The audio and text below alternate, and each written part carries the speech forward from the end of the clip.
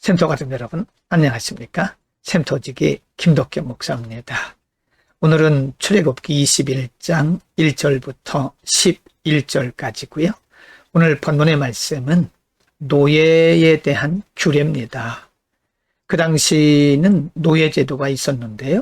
노예에 대해서 어떻게 대우할 것이냐, 남종이나 여종이나 돈을 주고 샀던 집안에서부터 양육한 노예든 어떻게 그들을 대할 것인가, 노예에 대한 자세한 규례를 말씀하고 있습니다. 21장 2절, 3절, 4절에서는요. 노예를 사용하고 노예를 부리는 기간에 대해서 정확하게 그 안내와 같은 21장 2절, 3절, 4절에서 하나님은 이스라엘 백성들에게 어떤 경우든지 노예를 부리는 그 기간에 대해서 규정을 해 주셨습니다. 2절, 네가 히브리 종을 사면 그는 6해 동안 섬길 것이요 7째 해에는 몸값을 물지 않고 나가 자유인이 될 것이며 3절, 만일 그가 단신으로 왔으면 단신으로 나갈 것이요 장가 들었으면 그의 아내도 그와 함께 나가려니와 4절입니다. 만일 상전이 그에게 아내를 주어 그의 아내가 아들이나 딸을 낳았으면 그의 아내와 그의 자식들은 상전에게 속할 것이요 그는 단신으로 나가라 라고 규정으로 분명하게 안내를 해주고 계십니다. 7년에는 자유하게 하라. 6년 동안은 노예를 남종이든 여종이든 부릴 수 있지만 그러나 7년째가 되면 반드시 몸값을 물지 말고 자유하게 하라, 해방시켜라 라고 하는 말씀입니다. 여러분, 이것은 모든 인생이, 모든 인간이 종이나 자유자나 주인이나 종이나 할 것 없이 다 하나님의 형상으로 지음받았기 때문에 인권을 존중하라고 하는 의미죠. 21장 5절과 6절에서는요. 좀 다른 부분을 말씀하고 있는데요. 만일 종이 분명히 말하기를 내가 상전과 내 처자를 사랑하니 나가서 자유인이 되지 않겠노라 하면 무슨 말씀인가 하면 앞부분에서 말씀한 대로 7년째가 되면 남종이든지 여종이든지 자유하게 해야 되는데 그 종이 말하기를 나는 자유하지 않겠다. 나는 끝까지 상전과 함께 주인과 함께 살겠노라 라고 말을 한다면 그럴 경우에는 어떻게 할 것이냐. 6절에 상전이 그를 데리고 재판장에게로 갈 것이요 또 그를 문이나 문설주 앞으로 데리고 가서 그것에다가 송곳으로 그의 귀를 뚫을 것이다. 그는 종신토록 그 상전을 섬기리라. 여기서 말씀하시려고 하는 중요한 의도는요. 종의 결정을 따르라고 하는 것입니다. 종도 인생이기 때문에 종도 하나님께서 하나님의 형상으로 지으신 사람, 하나님의 피조물이기 때문에 그의 인권과 그의 결정권 존중해 두라는 말씀입니다.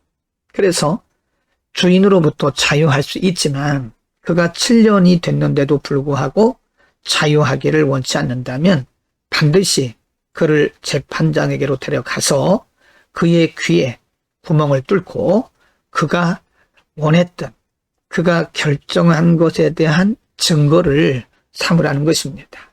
여러분, 하나님은 한 사람 한 사람의 인권과 그리고 그의 결정권을 굉장히 소중히 여기십니다.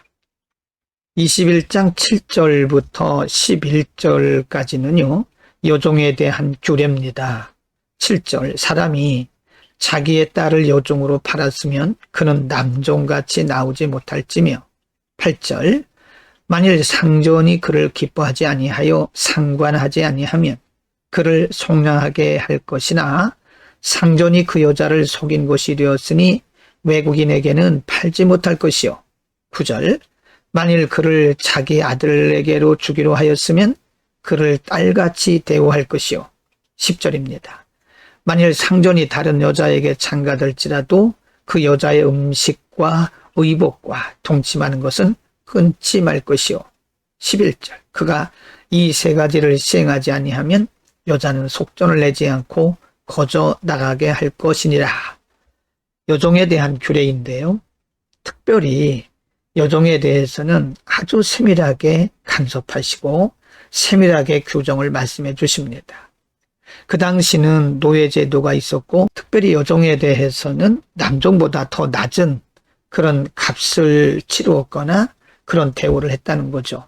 그러나 하나님은 여종이라 할지라도 그의 인권을 존중해 주고 그를 대우해 주라고 21장 9절에 보면 만일 그를 자기 아들에게로 주기로 하였으면 그를 딸같이 대우해 줘라.